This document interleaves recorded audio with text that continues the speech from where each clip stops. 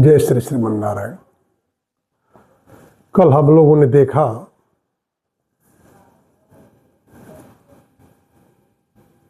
कि देवी कौशल्या महाराज दशरथ की व्यथा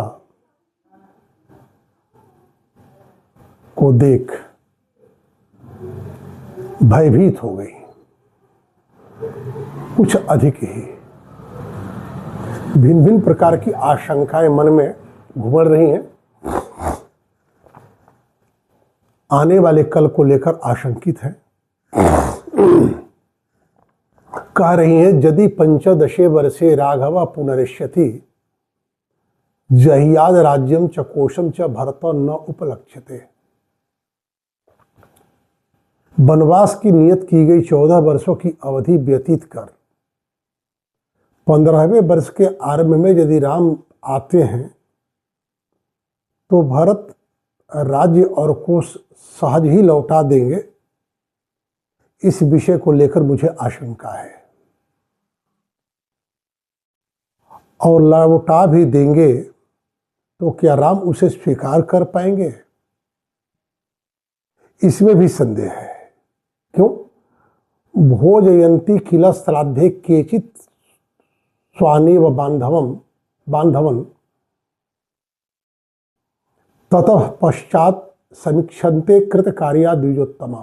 यदि कोई श्राद्ध में अपने बंधु बांधवों को भोजन करा ले, उसके बाद ब्राह्मणों को आमंत्रित करे, तत्ते गुणवंतश्च विद्वांसश्च द्विजाते न पश्चात ते भी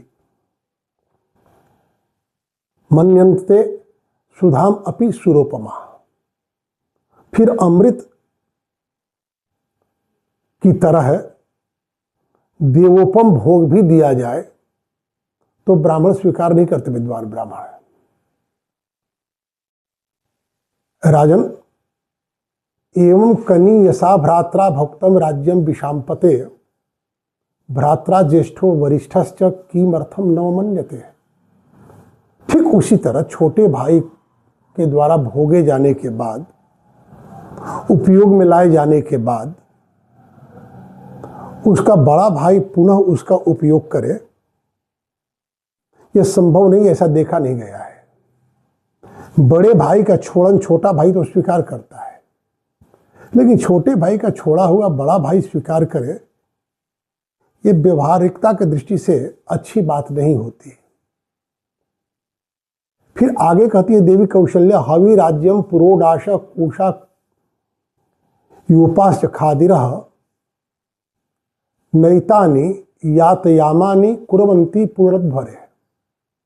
किसी यज्ञ के प्रयोग के लिए कुश यूप हविष्य आदि का जो संग्रह किया जाता है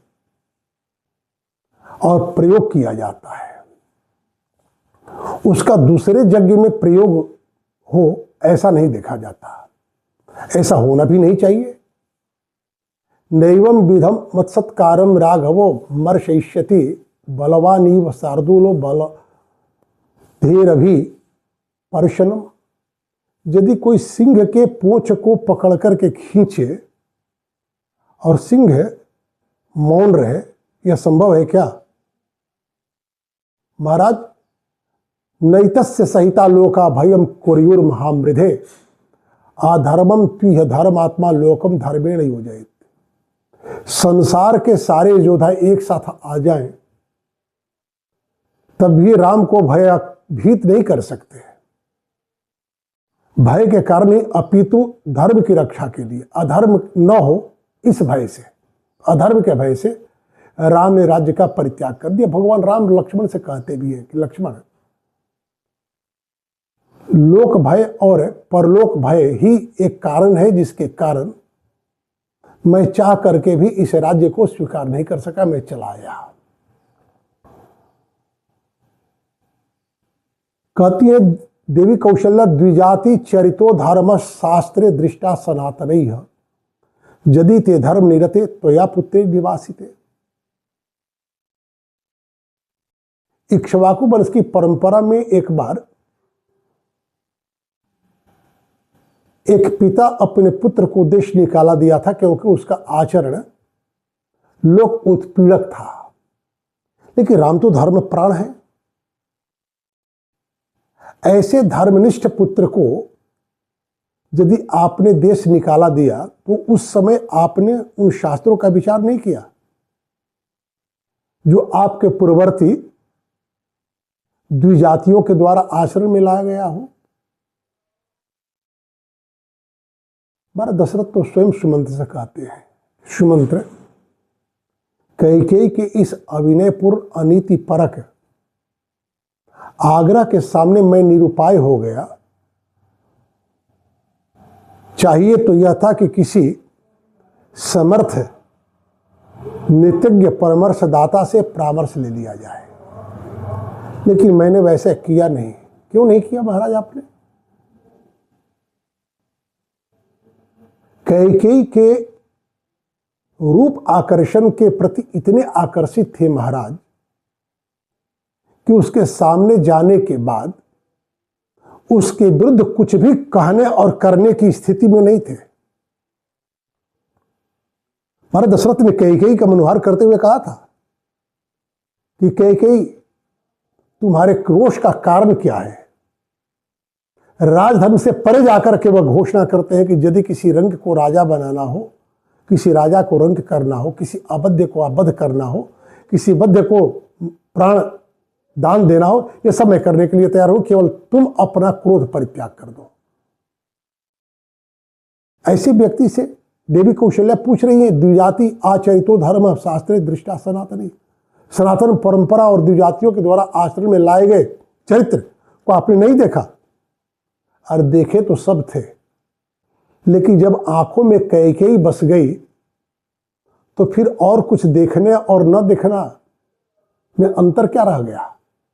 देवी कौशल्या दुखी होकर कहती है, गति रेखा पति नार्या, द्वितीया गतिरात्मजा, तृतीया ज्ञात एवं राज, चतुर्थी नैव विद्यते।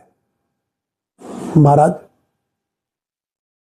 किसी स्त्री के लिए उसका प्रथम आधार आश्रय उसका पति होता है। पति जब आश्रय न दे तो पुत्र देता है, और पुत्र यदि न हो, पति भी आश्रय देना बंद कर दे, पुत्र दूर चला जाए, तो जाति ज्ञाति बंधु बांधव होते हैं, लेकिन चौथी गति नहीं होती। तत्र त्वं गन्तुमिच्छामि सर्वथा हता मया, तत्र त्वं मया मम नैवासी। उन तीन गतियों में प्रथम गति जो आप हैं वो तो आप हमारे हैं नहीं। आप तो कैकेयी के अधिकार क्षेत्र में चले गए हैं। पूर्व में भी कौशल्या राम से कही है कि बेटा, कैकेयी के आने के बाद महाराज के किसी प्रकार के पुरुषार्थ का मुझे सुख नहीं प्राप्त हुआ। तो कहती है, तत्र मम नैवासी, आप तो मेरे रहे नहीं, आप तो सौत के हो गए। रामश्च वनमाहिता, राम को आपने वन भेज दिया। न वनम गन्तुम इच्छामि, मैं तो अब वन जाने की इच्छा भी नहीं कर सकती आपको छोड़कर, क्योंकि जाते समय मेरा राम कह गया है कि आपकी सेवा में ही मेरा धर्म निहित है, मेरी सदगति है। अनुकूल पति की सेवा तो सारी स्त्रियां कर लेती हैं, लेकिन यदि पति प्रतिकूल हो तब भी उसकी सेवा की जाए तो उसका बड़ा ही महत्व है। देवी अदिति अपने पुत्रों के सारे स्वत्व का जो हरण दीति के पुत्र दैत्यों के द्वारा कर लिया गया, कातर होकर के भगवान विष्णु को पुकारी, भगवान विष्णु आए, परंतु उन्होंने अपनी असमर्थता जता दी कि देवी अभी बलि जो है धर्म पथ पर चल रहा है, देवताओं का पूजन करता है, ब्राह्मणों को दक्षिणा देता है, दान देता है। इस स्थिति में उसका अपकर्ष नहीं किया जा सकता। आपको एक और काम करना होगा। मैं आपका पुत्र बनकर आऊंगा और आपके कल्याण का मार्ग प्रशस्त करूंगा। करना क्या होगा? तो जो बात मैंने आपसे कही उसे किसी से न कहते हुए अपने पति के भीतर मेरी भावना कर उनकी सेवा करनी होगी, तब मैं आपके पुत्र के रूप में आऊंगा। अर्थात यदि किंचित पति अनुकूल न हो उसके बाद भी पति के अनुकूल आचरण करते हुए संतान प्राप्त करने का प्रयास किया जाए तो सत्संततियों का जन्म होता है, वो अपराजित होती हैं और अपने कुल के गौरव को पुनर्स्थापित करती है।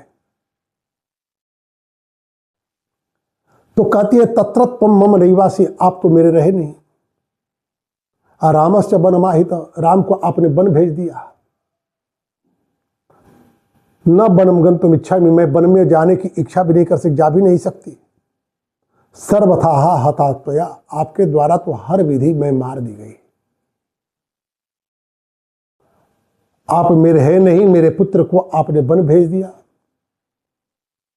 आपको छोड़कर मैं वन नहीं जा सकती।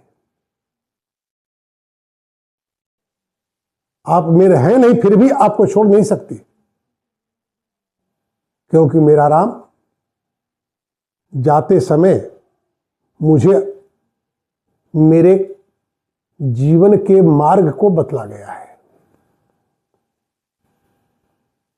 हतम त्वया राष्ट्रवेदम स्वराज्यम, आपने कोई केवल मेरा ही वध नहीं किया, मुझे ही नहीं मारा, राष्ट्र को आपने मारा है। स्वराज्यम, सारे राज्यों के साथ। राष्ट्र और राज्य, राज्य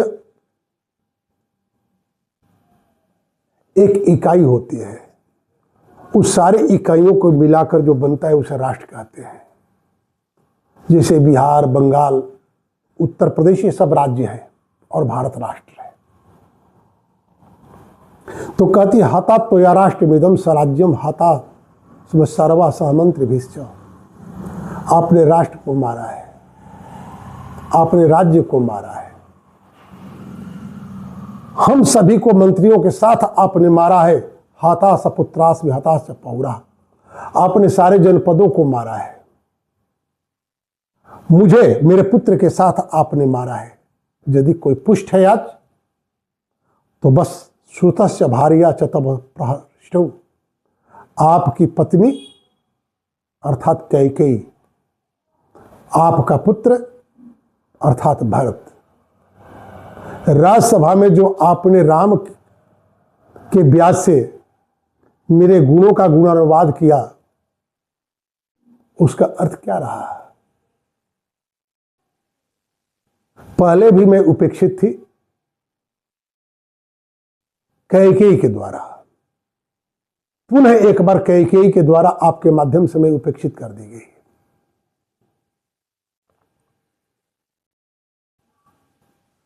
कौशल्या सुनी है कैकेयी को, महर्षि वशिष्ठ, सुमंत्र आदि सबने कहा कि कैकेयी यदि राम वन चले गए तो अयोध्या विधवा हो जाएगी, तुम ही नहीं विधवा होगी, अयोध्या भी विधवा हो जाएगी, यहां उत्सव समाप्त हो जाएंगे, सारे लोग वहीं चले जाएंगे जहां राम है।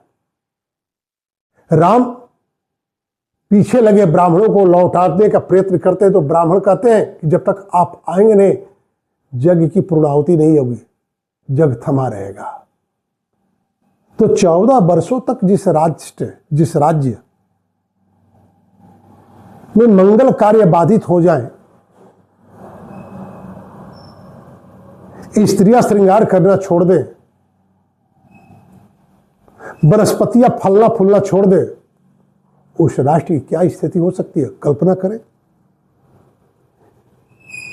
इतना कहकर देवी कौशल्या मौन होती है कि महाराज दशरथ कुछ कहते हैं, क्या कहते हैं इसकी चर्चा हम लोग कल सुनेंगे। आज इसी क्षत वाणी को विराम। जय श्री राम।